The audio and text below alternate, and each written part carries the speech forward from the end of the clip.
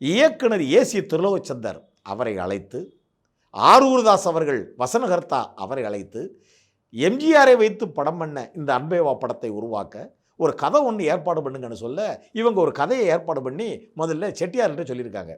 மெய்யப்பன் செட்டியார் சொல்லியிருக்காரு, கதை நல்லா தான் இருக்குது, இதை இப்படியே எம்ஜிஆர்கிட்ட போய் சொல்லாதீங்க, இதை கதை திரைக்கதை வசனமாக எழுதி சென்சார் ஸ்கிரிப்ட் பண்ணுவோம் இல்லையா. சென்சார் ஸ்கிரிப்ட் எப்போ பண்ணுவாங்க?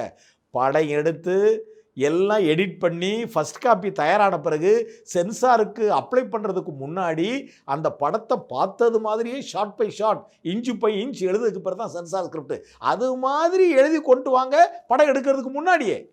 அந்த சென்சார் ஸ்கிரிப்டை கொண்டு போய் எம்ஜிஆர்கிட்ட காமிச்சு அதுக்கு பிறகு ஓகே வாங்குங்க, எம்ஜிஆர்கிட்ட கதை சொல்லுறது சாதாரண விஷயம் இல்லைன்னு அவர் சொல்ல, இவங்கெல்லாம் உட்காந்து பக்காவாக ஸ்கிரிப்ட் பண்ணி நல்ல பைண்டிங் பண்ணி எம்ஜிஆரை போய் பார்த்துருக்காங்க. இது என்னது கதை சொல்ல வந்தோம்னு சொல்லி ஒரு பெரிய பைண்டிங் புக்கே தூக்கிட்டு வரீங்கன்னு சொல்லி எம்ஜிஆர் புரட்டி பார்த்துருக்காரு. அதில் ஒவ்வொரு சீன் மட்டும் இல்லை, ஒவ்வொரு ஷார்ட்டும் டிஜிட்டலாக டைமிங் பண்ணி குறிக்கப்பட்டிருக்கு.